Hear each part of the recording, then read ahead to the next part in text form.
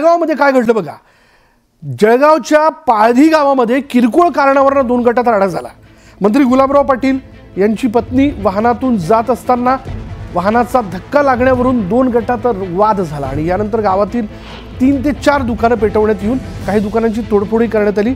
काही दुकानांनाही समाजकंटकांकडून आग लावण्यात आली. या घटनेनंतर गावात मोठा पोलीस बंदोबस्त तैनात करण्यात आलाय.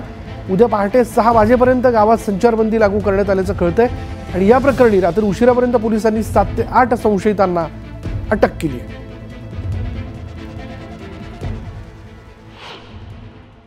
पाळधी पोलीस स्टेशन OP अंतर्गत गुन्हा दाखल झालेला आहे आता आणि काही लोकांना आम्ही ताब्यात घेतलेला आहे. सध्या इथे मोठ्या प्रमाणात फौजपाठा उपलब्ध आहे आणि सध्या तरी इथे शांतता आहे.